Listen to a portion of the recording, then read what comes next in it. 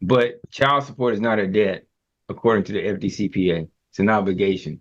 If you want to challenge whether or not the amount that they're saying you owe is correct, that's significantly different than thinking you're challenging a debt. Does anybody need me to re-explain that? So that was clear to everybody, right?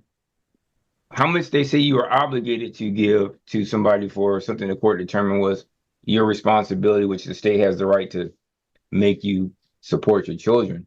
And believe it or not, that's going to probably be somewhere in your state statute.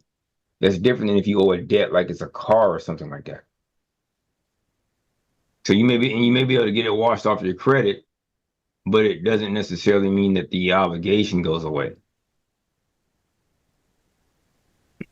Anybody have a question about what I just said? All right. I hope I ain't got. Are y'all stunned? Are y'all stunned by this? So what you're saying, in other words, is if you enter a validation of debt letter, you're not attacking the actual issue. You're kind of wasting time. You're going around the research that you have to do to still get your case handled. Right. You just wanted to say you want them to validate that it should be on your credit report. And that might be a different issue, but what's that to do with the order? Right. Yeah. So what you said is correct. All you rest of you guys, you all understand. By the way, the chat room is open if you all want to chat something to me or what have you. If you want to share this with anybody else while we're here for this time to about 11 or so before I have to take my hiatus and go do my sports show real quick and then come back to you, JF. But does that make sense? It makes sense to you, JF, what I'm talking about now, Flores? Yeah. Oh, yeah. Makes sense, right? Absolutely. Okay. More recently, the Department of Revenue notified Doss, that's me, that it was seeking the suspension of his driver's license for what? Non-payment of support. Doss contested the suspension and the hearing was set for June 26, 2019. The hearing was subsequently rescheduled to July 3rd, 2019.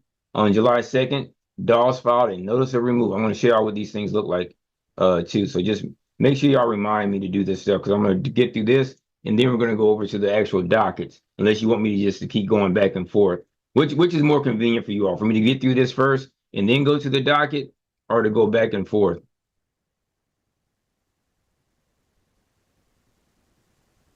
Okay, well, I just keep on going through this then. While Doss has not paid the filing fee, he has moved to proceed informal pauper, because otherwise they're going to make you pay them $400, people. So I'm going to do it this way. Now, the benefit of informal pauper, if you otherwise are qualified, is they're going to tell you if you're able to move forward.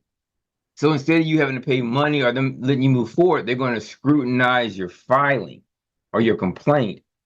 And if your complaint doesn't meet the standard or the court has no ability to hear your issue, they're just going to kick you out. And that's actually beautiful. So they scrutinize you before the other party has to even respond to you when you do an informal pauper. Anybody got any questions?